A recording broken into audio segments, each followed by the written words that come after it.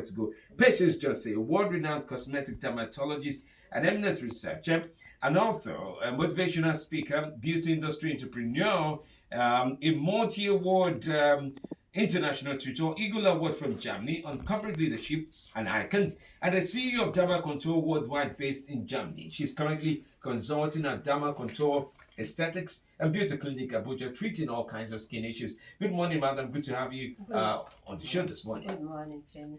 All right, so much can be said about our journey so far into many issues that have to do with the body, with the mind, and when we look at what people should be, we still continue to see the fact that Nigerians and people at large attend to issues of the society, or even the issues of keeping their body clean or keeping their body in a way that it doesn't deteriorate with external chemicals. The mindset is still there.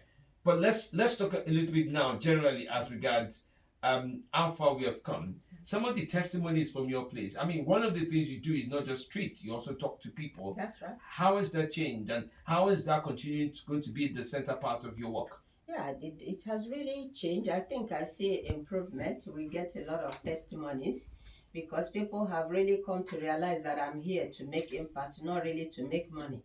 You understand? Okay, I need money too, but I think sometimes there are more important things than that making of money, because it won't fetch me anything that I see somebody deteriorating and then I will be collecting the person's money instead of telling the person the truth. Because they say the truth shall set, you shall know the truth, and the truth shall set you free. So that's why I garner all my efforts in trying to talk people out when they are doing the wrong thing.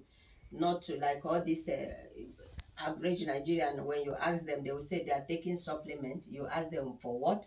Like I had yesterday a consultation. Are you on any medication? She said yes.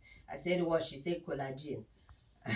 And I said, what is collagen? He said sort of vitamin. I said, ma'am, who taught you that collagen is vitamin?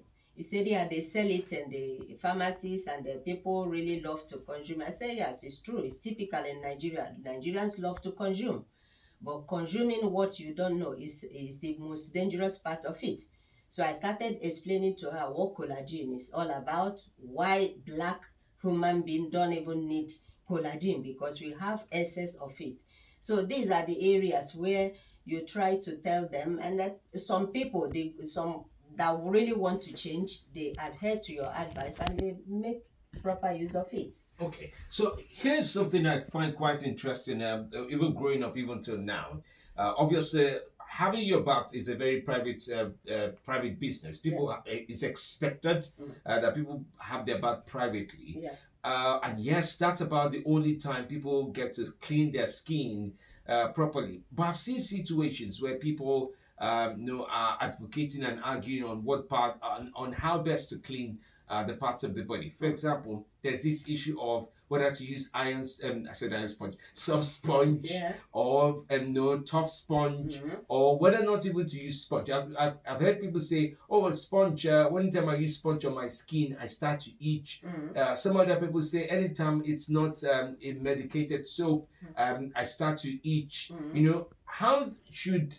What would be the best approach to having your bath, and what parts of the body, especially when it comes to the skin, should attention be paid to more thoroughly? For example, I do know that when people do put soap into a sponge and you attempt to wipe your armpit, if you use the same pressure which you use on your hand, when you wipe your armpit, you're going to come off with injuries. That's because it has a softer skin compared as alongside with some other private parts. But so what would be, because many of us just let down to have a bath. After you pour water, then your mother will ask you, did you bath well? You say, I bath well. And that becomes the lifetime routine for many of us. Yeah, I think you choose what kind of sponge you use. There are soft sponge, there are meadow sponge, there are hard sponge.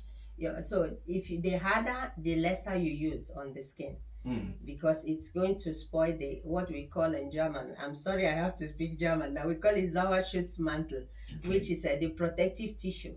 I think is the English word of it, because that's the function of the skin. So if you overwork on the skin, it will create damage. It can also make the skin not to function properly the way it's supposed to. So it's better when even if you're using the hard sponge, don't use power. Here our people love pressure. So just do it with feeling. yeah, while you're using the sponge. So it's necessary that you use sponge on the armpit and then the private part, the pubic area. Why? Because there are thousands of bacteria that accumulate there because of the wet and the warm environment that is there. Is covered, it does not breathe. You understand? Yeah, because it's covered and then with the hairs and all this thing. So it's better you focus more on that side and then on the armpit. But on the armpit, please, not with pressure, because the skin there is also sensitive. Then the face, which is also important. So what I like, some people, they will say they do peeling.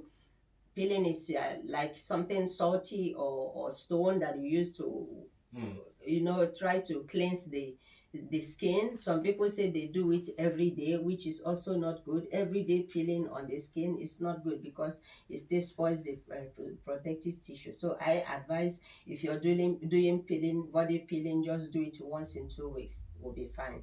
Okay, so there's also that important part, conversation about how do you determine the soap that works for you? I mean, without reference to brand. In the 90s, late 90s in Nigeria, there was this soap that was being sold, and it's still being sold. Local soap, no brand, no nothing. Yeah. It's essentially soda, and people, it looks like cake. If you look at it on, it looks like cake. Yeah. And some say, well, if you're still trying to look good, that soda actually washes thoroughly through the skin. I know it's essentially a soda. I don't know what else goes into the making of that very soap, but it forms a lot, and there's a lot of things that go into that. How good is that? What's appropriate for the black man's skin here? Should we be inclined towards more I don't know how else to describe it, because we do a lot of soap importation into a climate that is completely different from the makers That's of right. soap. That's right. That one thing we should also not forget here is that black skin is the most sensitive skin on earth.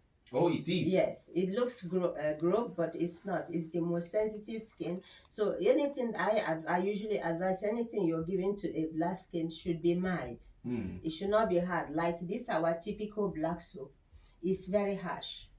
I can't use it because when I place it on my skin, I have burnt. You understand? So that's why sometimes, during those days or those years, there hasn't not been this technology, innovation, or trying to analyze what kind of ingredients is in the soap or in the cream. But thank God for technology today. At least one can say this is what it is. Unfortunately, what my European counterparts does for Africa is the contrary. You understand? Because when I check out